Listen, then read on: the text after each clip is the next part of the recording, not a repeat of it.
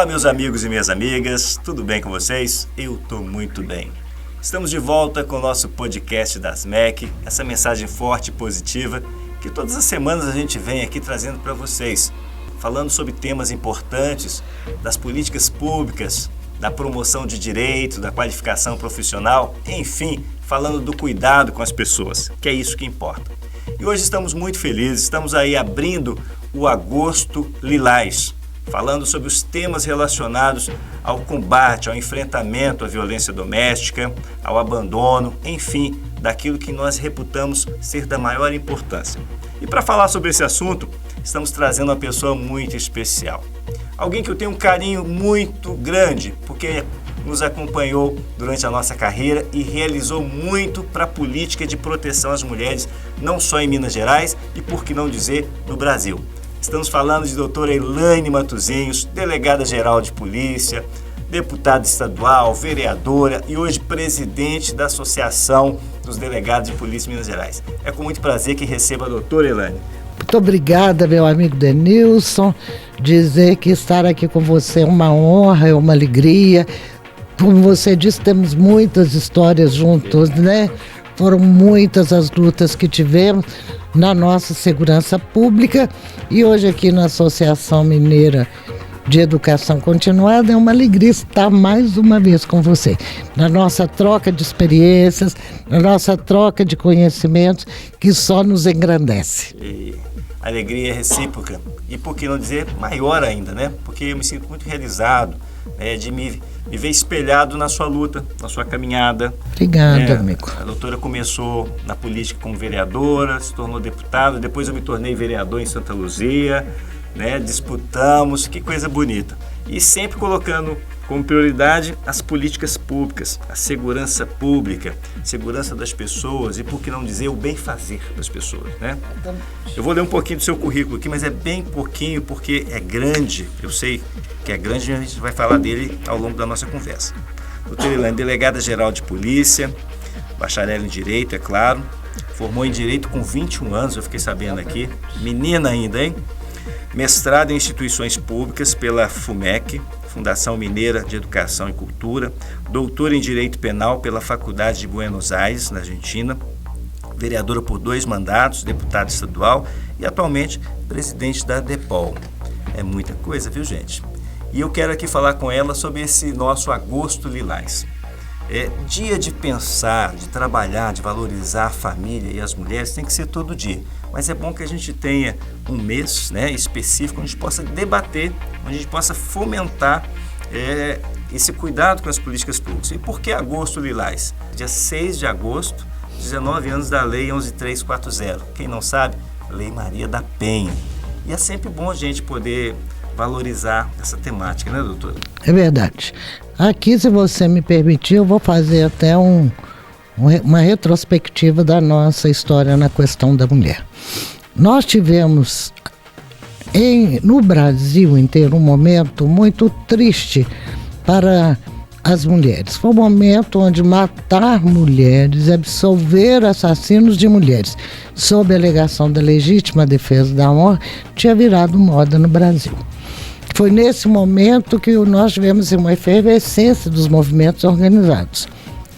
E dentro deste movimento, as mulheres passaram a exigir do Estado políticas públicas que garantissem o combate à violência e a plena cidadania da mulher.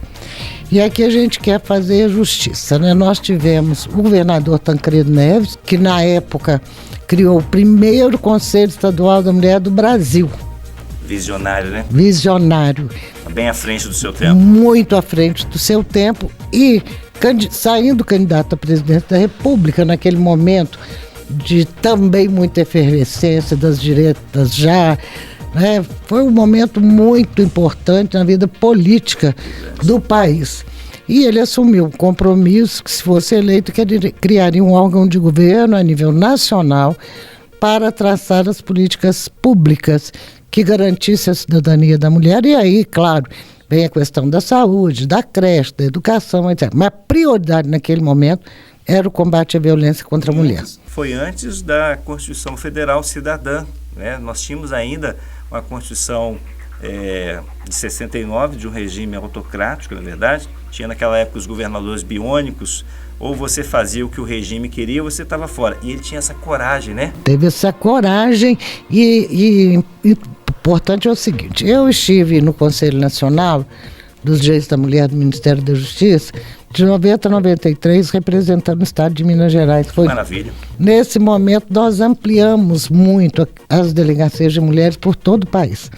Para você ter uma ideia, eu fui inaugurar a delegacia de mulheres em Macapá, quando o Amapá ainda era território. Né? Então foram muitas delegacias, inclusive cidades polos, né? Despertou uma cultura. Despertamos a cultura e trouxemos realmente essa violência para uma discussão efetiva de políticas públicas. Porque nós vivemos numa sociedade machista, ainda. Ainda sim. Eu onde dizer o seguinte, briga de marido e mulher não se mete a colher, mulher quanto mais apanha melhor fica. Não metia, né? Mulher apanha porque merece. Então nós tivemos que romper com isso. Para você ter uma ideia, quando criamos a delegacia, às vezes a gente recebia inquérito devolvido fora e ficava assim, essa história de briga de marido e mulher. Aí eu despachava embaixo, não se trata de uma história, trata-se de um crime definido no artigo do Código Penal. Eu estou lembrando aqui, vou lembrar com vocês aqui, eu era detetive novo. E todo policial gosta de ouvir história de polícia, né? O rádio, liga o rádio, Itatiaia, história de polícia. E era assim, uma coisa assim cultural, as pessoas falavam, o jornalista falava, bateu de mulher, brigou de mulher, vou chamar a doutora Elaine Matosinhos. Vou chamar ele. Era assim uma coisa que hoje é chamada de meme, mas naquela época a fama da doutora cresceu no estado e no Brasil por causa disso. Rigorosa, dura, e os policiais que trabalhavam com a senhora também tinham esse mesmo costume, né? Tinha esse perfil porque para trabalhar no combate a essa violência doméstica ou violência sexual, tem que ter realmente uma capacidade muito grande para ouvir, para trabalhar, abnegação. Você, às vezes, você larga tudo que você está fazendo para você ficar horas e horas, até dias, na apuração daquele crime, sobretudo quando é violência sexual. E a presença também, né? E a presença. Então, na delegacia, nós tivemos uma equipe que merece todo o meu louvor, que foi muito dedicada, e a nossa delegacia acabou se transformando num modelo. Porque quando nós implantamos a delegacia, que foi em 19 de novembro de 1985, vamos fazer agora 40 anos. 40 anos. 19 de Lei Maria da Penha, mas de enfrentamento e combate, 40 anos. Então, nós, quando criamos a delegacia, era um movimento enorme, como é até hoje, né? Porque é uma delegacia para atender toda Belo Horizonte. Eu vi, inclusive, que o trabalho de polícia era importantíssimo, mas que a gente precisava de uma equipe de apoio. Então levei para lá assistente social, reuniões semanais da Irmandade Alcoólicos Anônimos do Alanon, um posto da Defensoria Pública, criamos uma equipe só para trabalhar na questão da violência sexual. E assim, você vai me permitir uma brincadeira. Mas foi o primeiro grupo que nós tivemos na polícia. E o meu grupo chamava GAT. Eu falei, Elaine, o que é GAT? Eu falei, Grupo Antitarado. É o nosso grupo. Está precisando criar o GAT de novo, hein, doutora? Está precisando. Foi um grupo, assim, que naquele momento, sobretudo nos casos de estupro de autoria desconhecida, que não é fácil apurar. Porque a vítima está numa situação emocional impactada, que às vezes não reconhece. E até o reconhecimento tem que ser feito com critério para não correr erros, né? Erros, né? Então, mas enfim, quando eu fiquei quase 12 anos à frente da delegacia e quando me afastei para assumir minhas funções na Câmara, não ficou um estupro de autoria desconhecida de se apurar, graças a Deus. Glórias e glórias. Mas aí, só concluindo a questão do Conselho, o presidente Tancredo falece, o presidente Sarney assume e cumpriu o compromisso. E criou, então, o Conselho Nacional dos Direitos da Mulher, vinculado ao Ministério da Justiça. E este conselho foi fundamental na questão do combate à violência contra a mulher. Porque, na época, o ministro e a presidente, que era Ruth Escobar, uma portuguesa muito atuante, né, eles solicitaram dos governadores a criação das delegacias de mulheres. E a nossa foi a primeira de Minas, mas a segunda do Brasil. Mas a tratativa foi anterior de São Paulo. Foi. E nós vimos a realidade. Talvez a senhora não tivesse incentivado, se dedicado tanto a inaugurar nos outros estados, talvez aqui sairia na frente, né? Mas então tivemos, né, essa reivindicação do ministro da Justiça, da presidente do Conselho, e criamos as delegacias, né, que foi a primeira em São Paulo, a segunda em Minas, a terceira em Goiânia. O Rio de Janeiro demorou um pouco para criar, mas também criou, e hoje, quer dizer, ao completar 4 décadas, né, foram todas criadas mais ou menos em 1985, a gente vê que foi uma política pública de enorme relevância para a sociedade. A gente fala de sociedade porque não é só o universo feminino. Porque a questão do combate à violência contra a mulher, ela precisa ser uma luta das mulheres, mas dos homens também, né? Porque todo homem nasceu de uma mulher ou tem uma filha, ninguém vai estar compactuando com essa violência. Que apesar, né, da gente, todos os esforços, a gente está vendo que essa violência, acabar com a violência contra a mulher seria uma utopia, né? Isso a gente sabe que zerar seria impossível. Mas diminuiu muito, né? Mas agora a gente está vendo uma fase preocupante, sabe, Denilson? Com essa história aí, né, amplamente divulgada, de agressões, de feminicídio. E isso preocupa muito a gente. Por que está acontecendo isso? Isso é um fenômeno que merece estudo. Verdade. Olha, eu costumo dizer, como profissional de segurança, como estudioso do direito, e também dessa visão social e política que a gente tem. Quando você enfrenta a violência contra a mulher, não é mais só a violência doméstica, porque ela acontece no ambiente agora fora de casa. A mulher hoje é uma realidade, ela trabalha, ela estuda, ela ajuda na administração não só da empresa, mas também do Estado. A mulher está ocupando seus espaços com muito louvor, né? E é nesse ambiente de disputa pelo espaço é que a violência acontece. Então, quando você entra no enfrentamento contra a violência e toda forma de hostilização à mulher, você está defendendo a família, porque a criança, o filho é impactado com a violência que a mãe sofre. E ele vai crescer um cidadão impactado por essa violência, ele vai teorizar, ele vai elaborar isso dentro dele. Então a gente tem que preocupar com a sociedade do amanhã, quando a gente enfrenta a violência contra a mulher, é nessa perspectiva. É aí que vem a necessidade das políticas públicas. E aí vem algo que a senhora falou que me toca muito. Naquela ocasião, em 1985, já tinha preocupação do governo e da sociedade de se inaugurar, de se abrir mais unidades policiais especializadas nesse enfrentamento. Hoje nós temos aí uma determinação do governo federal. Eu sou muito crítico com relação a essa rigidez que tem no artigo 144. Tem que mudar, tem que ampliar, tem que modernizar. A sociedade ela é uma metamorfose, ela está se transformando a cada dia. Mas aí você tem essa rigidez, não se muda, não se desenvolve. Tem uma legislação federal que determina que toda delegacia de mulher, de proteção à mulher, as DEANs, tem que funcionar 24 horas. Que lindo seria, que lindo seria. Mas por que não funciona? Por que não se cumpre a lei? Por que os estados, os governos são tão assim inflexíveis nisso, recalcitrantes?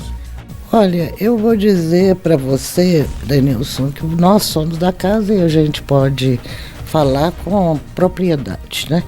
A nossa situação está muito ligada a uma falta de apoio dos governos com a segurança pública. Não estou falando desse governo, estou falando de ao longo. Não vamos colocar nomes, né? Vamos falar da instituição, né? Porque... eu estou aqui quase 50 anos, né, como delegado. Então, a gente sabe ao longo dos anos como que a coisa vem acontecendo. Nossa lei orgânica hoje fala que é de 2013, fala em 18 mil homens, né, e mulheres. Hoje faltando 10. 18.301, está faltando 10 mil. 10 mil. E aí vem sempre aquela história. Para atender 22 milhões de mineiros. Exato. E aí vem aquela história, nós não temos efetivo, nós não temos delegadas, nós não temos investigadoras, nós não temos escrivãs. Isso precisa mudar porque os governos têm que entender essa questão de segurança pública. E não é só Minas, não, hein? Não sei se você chegou a ver uma matéria no Fantástico há uns 6 meses atrás, que mostrou todas as delegacias a situação que estava no Brasil.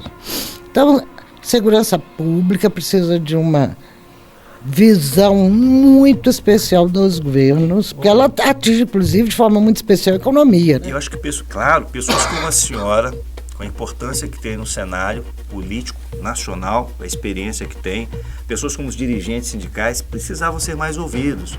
Nós vimos aí recentemente o pacote anticrime que foi aprovado, depois a PEC da segurança pública, e eu vi ali governador do estado de Goiás, batendo no peito, falando: no meu estado ninguém mexe. Será que paga o melhor salário de polícia do país? Claro que não. Será que dá todas as condições para que o policial dele opere? Claro que não. São Paulo, o estado mais rico do Brasil, paga o segundo pior salário de polícia, e o déficit também é estrondoso, é astronômico. Nós estamos vendo aí, passou na televisão esses dias, um policial sozinho tentando conter 2 marginais, um marginal armado, tira uma arma debaixo da cinta e dá um tiro no pescoço do policial. Onde está a supremacia de força que nós aprendemos na academia? Você só age em supremacia de força. Vai abordar um, tem que ter no mínimo 3 para fazer a triangulação e a cobertura. Eles não estão preocupados com isso. E usar as câmeras, que para mim é um instrumento que avalia como está sendo a atividade policial, para depois virar política pública. Ele não queria usar a câmera. Depois de tanto mostrar os riscos, eu estou voltando atrás, eu estou vendo que é uma coisa... Não, nós tínhamos que ser mais ouvidos, né, doutora? Exatamente, mas a gente não tem, né, ao longo dos anos, no Brasil inteiro, ser ouvidos da forma que deveria. Tivemos a lei orgânica, que foi um avanço, né? Que foi aprovada por causa de um promotor de justiça que virou secretário. Exatamente. Louvor foi o doutor Rômulo de Carvalho Ferraz. E a gente vai dizer que, na realidade, não é a lei ideal, estou falando a nacional. Sim, a nacional. Não é a ideal, mas já foi muito importante, porque todas as outras carreiras tinham professoria, magistratura, ministério. Estado, né? E a gente não tinha. Então isso, na realidade, ajudou muito, mas temos muito que caminhar. Eu falo a questão da segurança é igual a questão da mulher. Tivemos muitas conquistas, mas ainda temos muito para caminhar. Não chegamos aonde deveríamos ter, talvez nem nunca chegue, né? Mas a gente tem que sensibilizar a sociedade, a gente tem que sensibilizar o governo para dizer que a segurança pública é fundamental, porque não dá mais para a gente ficar em casa cheio de grade, porque os bandidos estão na rua. E que não era assim quando eu entrei. E olha, ela quando fala isso, ela fala não é de discurso, não. É de exemplo. Como delegada ela fazia, como vereadora ela fazia, como deputada ela fazia e fez muito. E eu sou testemunha vivo disso. Eu era vereador em Santa Luzia, tinha uma disputa tamanha com um prédio onde funcionava a regional da Polícia Civil. É do estado, é do município, caindo aos pedaços. A doutora Elaine chegou lá, baixinho no ouvido, com essa gentileza que ela tem, falou no ouvido do governador Itamar, né, do secretário de Segurança Pública, Márcio Barroso Domingos, tem que liberar para Santa Luzia, o prédio tem que fazer a coisa acontecer, não só a delegacia de mulheres, mas o prédio onde funciona a regional da polícia. Exatamente, foi uma bela conquista que era. Eu estive lá memorável. Agora, estive lá recentemente num evento, e acho que até do Dia Internacional da Mulher. E a gente fica feliz, né? Eu não vou falar orgulho, não, que o orgulho é pecado, mas a gente fica feliz quando vê aquela delegacia de Santa Luzia, a de Contagem. A delegacia de Contagem foi um trabalho muito grande que nós fizemos junto com o prefeito Ademir Lucas, na época, e assim, né, em outras cidades. O importante é que nós temos que ter mecanismos para combater essa violência. Você fala do Agosto Lilás. O Agosto Lilás é um momento, é um mês de discussão.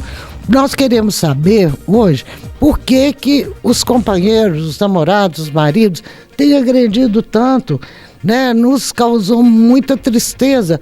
Aquela história daquele espancamento no elevador que veio seguido de outro. Sim.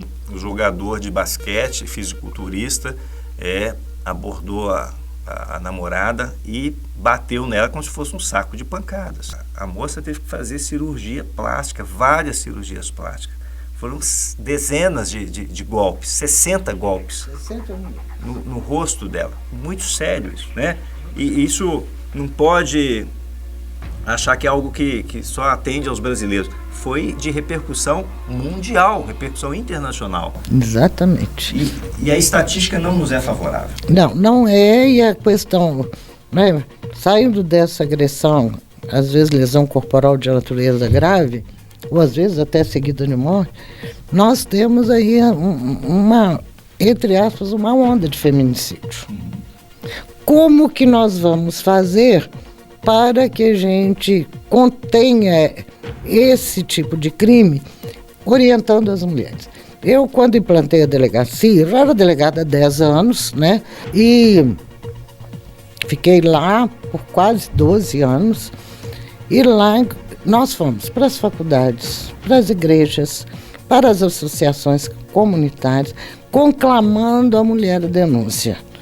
Ainda vinha no meu cartão de visita assim: o silêncio é cúmplice da violência. Porque se a mulher não denunciar, o que acontece? Ela é progressiva. Pior do que repetir, ela é progressiva e pode chegar até um feminicídio. É uma epidemia? É uma epidemia. A gente podia falar que a violência contra a mulher, ela tem padrões de uma epidemia?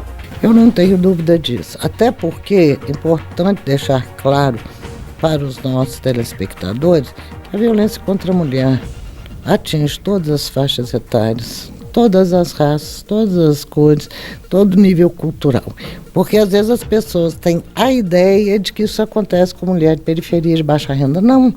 Nós fizemos inclusive uma exposição fotográfica na Delegacia de Mulheres, em 1990, onde a gente tinha médicas, engenheiras e, pasmem, até uma mulher policial. A Lei Maria da Penha é considerada entre as 3 melhores leis do planeta.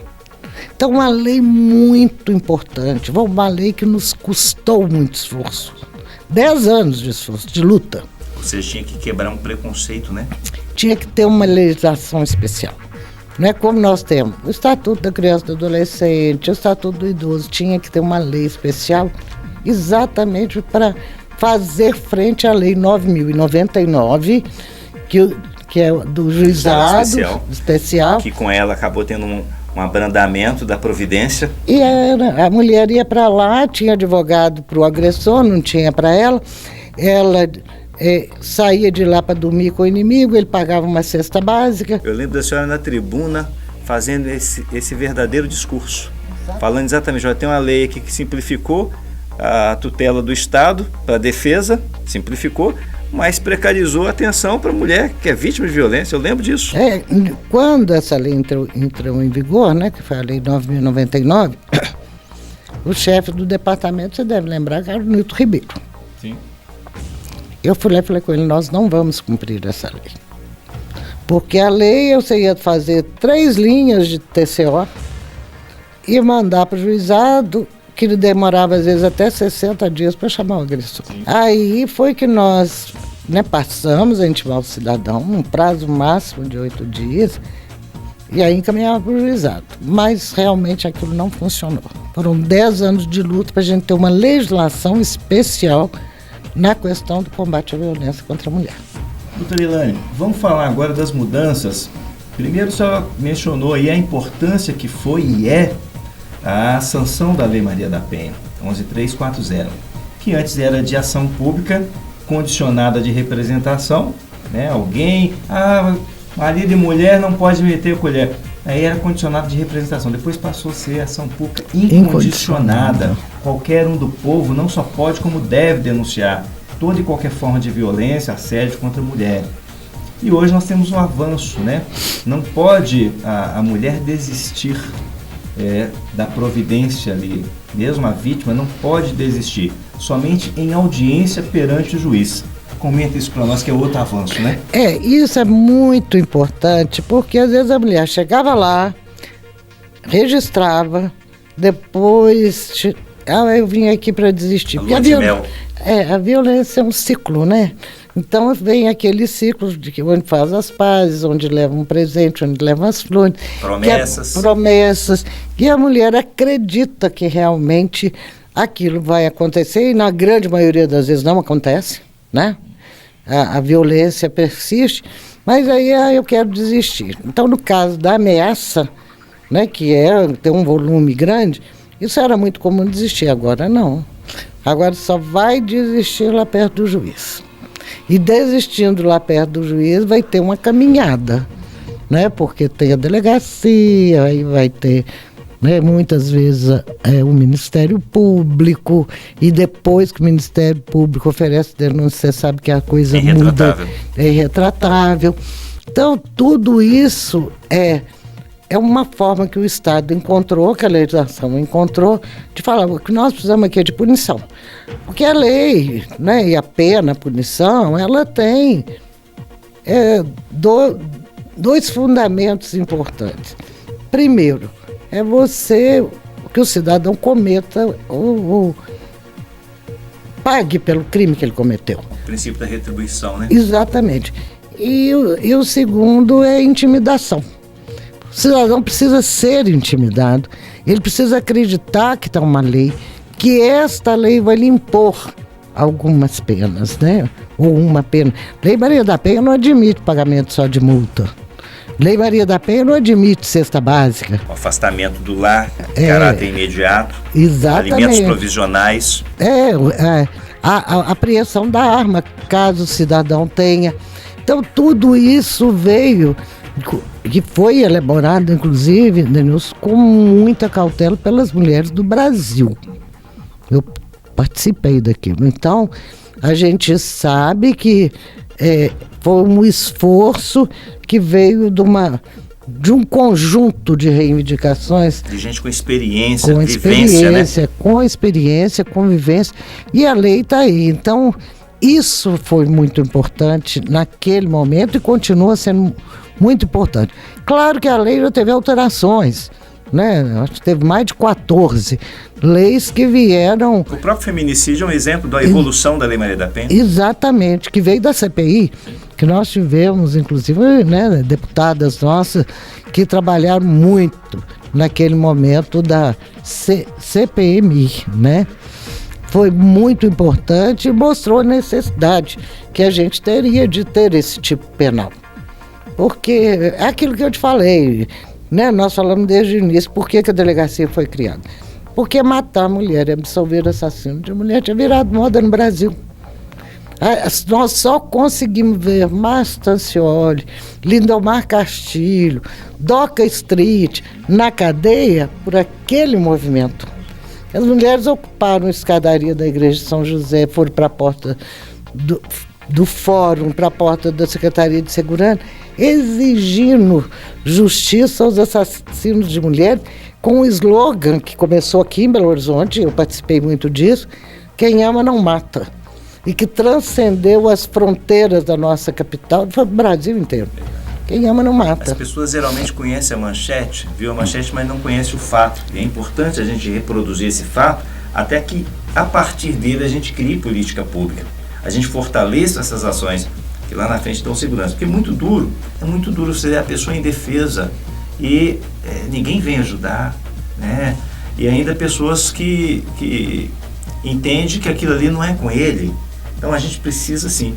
Eu estava conversando com um policial ainda há pouco tempo atrás, chegando no mês de agosto, esses debates aí muito aflorados, né? E eu falei, a princípio ele não concordou, depois ele concordou comigo. A criação da Lei Maria da Penha foi de fundamental importância para a Polícia Civil e para a Polícia Militar, porque esse ônus de garantir segurança para as mulheres era só dos policiais, dos delegados, dos detetives, dos policiais militares. Com a Lei Maria da Penha, esse ônus foi mais dividido com o Poder Judiciário e com o Ministério Público, que tem que ter uma participação ativa no processo. Antigamente era só o senhor Denilson, a doutora Elane, o tapa na mesa para resolver. Não, nós temos que processualizar, trabalhar com política pública.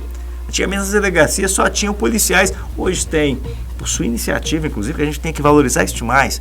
Tem psicólogos, tem assistentes sociais, tem pedagogos, tem terapeutas ocupacionais. Várias especializadas, várias.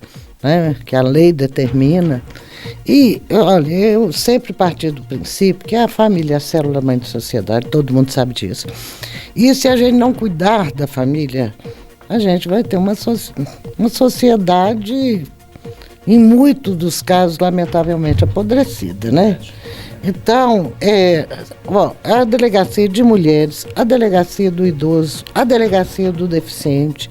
Da criança e adolescente, né? Da criança e do adolescente, o Departamento de Proteção à Família. Foi uma luta muito grande nossa. Delegacia do idoso, nós levamos 10 anos para conseguir. Eu atendi os idosos na delegacia de mulheres, independente de gênero, toda terça-feira. Porque eu não ia impor isso para mulher. E hoje essa é uma necessidade mais premente porque a sociedade está envelhecendo, está tendo mais qualidade de vida, está alimentando melhor, a expectativa de vida aumenta e a gente precisa de política pública, precisa de presença do Estado para garantir segurança e condições de vida para essas pessoas. Esse extrato importante da sociedade. Muito importante. É aquela pessoa que fez a riqueza do país com sua força de trabalho. 60 mais. E que fica muito abandonada. Eu fico hoje muito feliz porque essa luta nossa para a criação do departamento, da delegacia do idoso, da delegacia do deficiente, da delegacia de atendimento à criança e adolescente vítima, né? Porque antes a gente tinha só do infrator. Então, o Denilson Deus é muito bom, sabe? Porque hoje quem coordena no Ministério Público as varas do idoso e do deficiente é minha filha. Doutora Érica Matuzenhos. Você colocou aqui com muita propriedade a questão do plantão 24 horas. Nós temos que mapear de forma muito clara onde nós estamos tendo plantão 24 horas. Se não estamos tendo, a gente já sabe, já falamos aqui da dificuldade de efetivo, né, de pessoal. Mas como é que nós vamos poder fazer em todos os níveis de governo, porque isso tem que ser desde o município até o governo federal, para cuidar disso. Eu acho que passou da hora, doutora Elaine, que eu tive com Cida Gonçalves, um pouquinho antes dela sair do Ministério, e a gente debatia exatamente isso. Eu fui Conselheiro Nacional de Segurança Pública, tive o privilégio de estar em diversos debates via Cobrapol, e por orientação político-partidária a gente tem acesso, né? Tive essa oportunidade de falar com ela exatamente isso. Está passando da hora. Nós debatemos isso lá em 2009 na CONSEG, primeira Conferência de Segurança Pública. Os governadores de estado, os 27, têm que largar a mão dessa coisa horrível que a segurança pública é do governo do estado. Não, a segurança pública é da sociedade. Temos que ter uma integração com o governo federal. Cada estado tem que ter um gabinete de segurança pública tripartite, onde sente lá o representante do governo federal, o representante do Ministério Público, o representante aí do governo do Estado, para que a gente possa promover essa integração para combater o crime. O Brasil não é um país pacífico, nós já cansamos de falar isso. O Brasil é um país violento, é um país que tem problemas, raízes profundas, até no processo de colonização. Eu acredito que essa nossa violência a nossa violência de cada dia veio desse processo de colonização equivocado, né? Escravização, morticínio dos índios, depredação da natureza de forma assim assustadora. Então, eu acho que passou da hora, a gente tem que reformular, sim, o capítulo da segurança pública.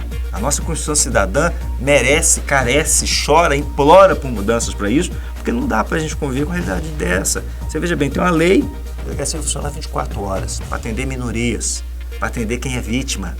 Não, 853 municípios têm as nossas Minas Gerais. Nós só temos aqui em Belo Horizonte.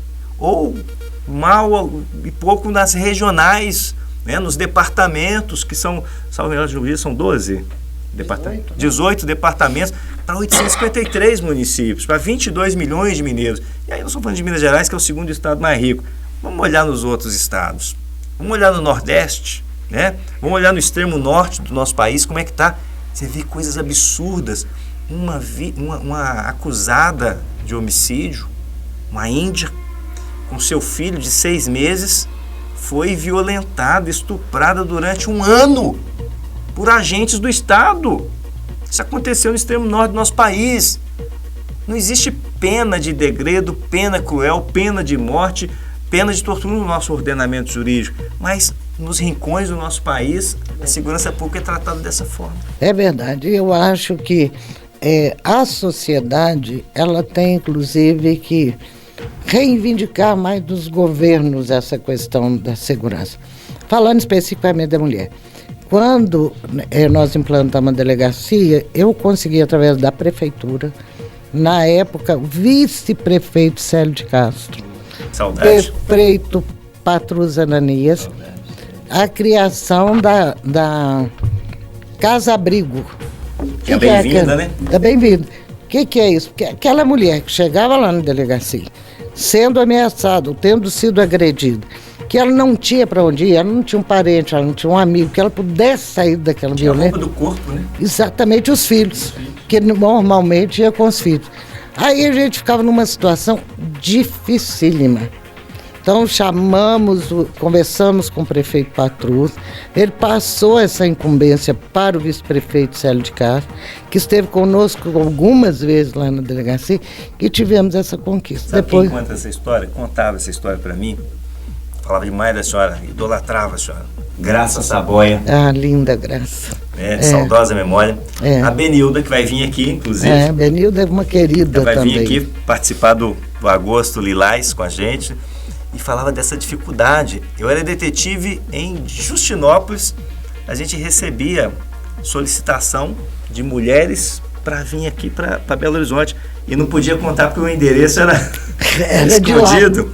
E a gente colocava tudo dentro da viatura e trazia para Belo Horizonte para esconder as mulheres dos maridos violentos, né, dos agressores. E uma política pública iniciada por uma operadora do direito, um operador de segurança pública, um assistente social, uma funcionária da prefeitura, um vice-prefeito, que fazia a coisa acontecer. Exatamente, porque é o que determina a Lei Maria da Penha, que nós vimos na prática, e hoje quem está à frente desse trabalho, quem acompanha, sabe que isso não é uma coisa da delegada ou da diretora da Casa-Abrigo, ou lá do Bem-vinda, ou lá aquela lá da Emílio Alves. Sim. Não é só aqui no isso. Floresta, aqui pertinho da gente. Não é um conjunto, é uma rede. Tanto que chama rede de apoio. Tem que ter uma rede de apoio para que essa mulher se sinta segura, protegida, acreditando na justiça, porque não acreditavam. Então hoje, com as varas especializadas, com tudo que determina a Lei Maria da Penha, hoje elas acreditam. Isso é muito importante. Se empoderaram para isso, né? Se empoderaram para isso. Soltaram a voz. As mulheres hoje, elas estão aí no mercado de trabalho, claro que com dificuldade para chegar em cargo de chefia, mas elas estão na polícia. Estão na polícia. E olha que quando eu entrei, nós tínhamos 3 mulheres na polícia. E foi por sua participação que pôde nos ajudar a fazer justiça e indicar a primeira mulher no Conselho Superior de Polícia. Se eu não tivesse sido eleita deputada naquela época, talvez a doutora Ivete não teria ido, porque foi uma coisa que eu impus ao secretário de Segurança. Porque a Polícia Civil, com tantos anos, nunca ter uma mulher no Conselho, como nunca tivemos uma mulher presidindo na Associação dos Delegados. E eu quero falar disso, que eu fui presenteado em recente visita que eu fiz à sede da Associação dos Delegados, e eu fiquei assim bastante admirado, primeiro de ver como que mudou aquela casa. Quando tem mulher no comando, as coisas mudam. Fiz várias reuniões ali na Depol, em momentos cruciais para a nossa polícia, para a nossa sociedade, e era como um QG, um quartel-general nosso ali. Mas faltava aquele toque da beleza, do conforto, de você se sentir à vontade. E não só o ambiente ficou bem melhor, mas também agora tem registrado as memórias da polícia, não vou falar dos delegados, da Polícia Civil, Foi feito um museu, foi feita acessibilidade, hoje tem elevadores lá, tem um aconchego, tem toda uma arte visual naquele ambiente. Comenta um pouquinho disso para nós. Que milagre foi esse que a senhora fez lá? Na realidade, eu sou uma pessoa que eu prezo muito a história, sabe? Eu entendo que... Aliás, já diz a música, Cada um de nós compõe a sua história. A associação tem uma história lindíssima.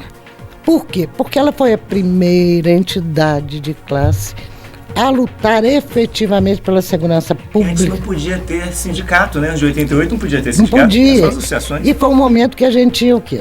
Delegado especial da polícia, que era oriundo da Polícia Militar, delegado municipal, o carcereiro que nos distritos menores é que tomava... Mandava em tudo, né? em tudo.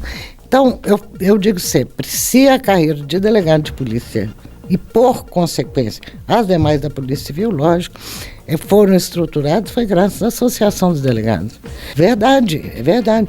É a voz que fala por ele, né? Porque não adianta falar sozinho. Isso aí, a gente sabe que a condição de êxito é muito pequena. Então, a associação tem uma história muito bonita.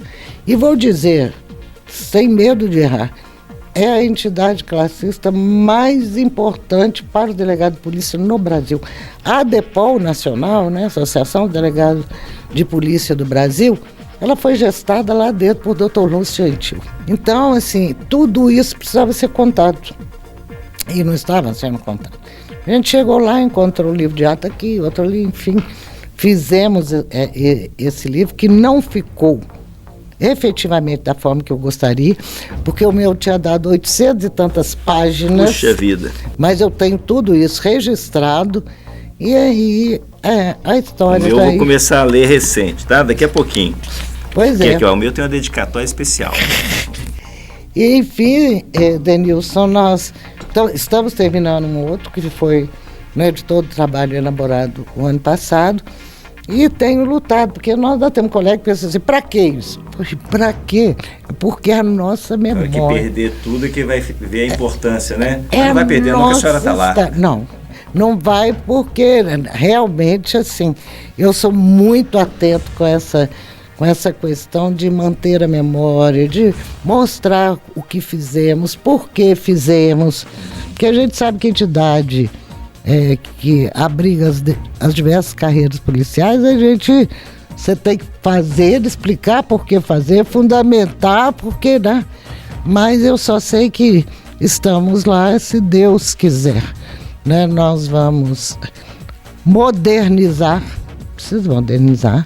A gente tem mantido um relacionamento muito harmonioso e muito respeitoso com o governo, com a Assembleia Legislativa. Com todas as diversidades que possa ter, né? Mas a gente tem que fazer o papel institucional. Exatamente. As instituições falam mais forte do que nós. Então, tudo que assim a gente tem procurado fazer, porque a gente sabe que de outra forma não deu certo. Você está na política, né, há muitos anos, tanto na política partidária quanto classista, e eu também, e a gente sabe que tem que ser a negociação. Porque se não for assim, a gente não chega a lugar nenhum. Se está difícil assim, da outra forma fica pior. Então a gente está buscando todo esse trabalho, mas quero colocar a nossa associação à sua inteira disposição para as nossas lutas que são conjuntas, sempre com o apoio do nosso amigo chileno, né, chileno? Querido amigo, o Ives também que está aqui, e a dos Anjos, que é minha protetora, minha acompanhante. Nossa assistência está muito bem acompanhada aqui, tá vendo? Então, pessoa que nos ajuda muito, faz um trabalho social maravilhoso lá na associação. E fizemos, inclusive, um convênio agora muito importante com o escritório do Dr. Rômulo Ferraz, você falou nele. Uma pessoa que eu respeito demais e agradeço sempre, né? Pois é, então o Dr. Rômulo hoje é o advogado, o escritório é ele, Dr. Nedes e doutora Júlia. Que dupla maravilhosa, um trio, né? Nedes Ulisses, ex-presidente da associação e procurador-geral, né? E o Dr. Rômulo Carvalho, assessor institucional, procurador-geral adjunto institucional, secretário de Segurança Pública. Puxa vida, que time. Nós precisamos de dar essa tranquilidade para os nossos policiais, que vez por outra, né, acontece de ter alguma questão administrativa. É do métier, né? É do métier, não tem jeito. Ô, gente, eu quero agradecer demais aqui a minha amiga, minha madrinha. Eu sou fã dessa mulher, sempre fui, né? Sempre coloquei em primeiro lugar em todos os debates. Agradecer demais a sua gentileza, continue assim, muita saúde, tá? Amém. Muita sabedoria para conduzir essa nossa segurança, essa nossa polícia, tá bom? Obrigado. E olha, eu costumo dizer que a ternura não pode abandonar a gente jamais, Verdade. Já dizia e diz e canta em verso e prosa Gilberto Gil que quem sabe o super-homem venha nos restituir a glória, mudando como um rei o curso da história por causa da mulher. Ai, que coisa boa. Denilson, mas eu quero dizer que você é um amigo muito querido. É um dileto amigo, uma pessoa que eu respeito muito na sua trajetória política, profissional, pessoal. E isso é um momento que não é de agora, que a gente está junto há muito tempo, é de nós estarmos somando esforço. Você com a sua experiência, eu com a experiência que tenho. E se Deus quiser, a gente quer retomar a segurança pública que nós tínhamos em 1986. Vamos conseguir. Amém. Com certeza. Muito obrigada. Obrigada, senhora. Quero deixar aqui um abraço para a nossa professora Andréa Ferreira, nossa presidente. Estava programada para estar com a gente aqui, mas sempre esses contratempos, né, de mês de agosto, não é pouca coisa, mas vai estar acompanhando com certeza. Quero pedir para você que gostou desse nosso podcast, que faça o CCC, curta, comente, compartilhe, leve essa mensagem forte, importante e positiva a todos os lugares que você sabe que é importante chegar. Obrigado, viu? E até a próxima, se Deus quiser. Valeu!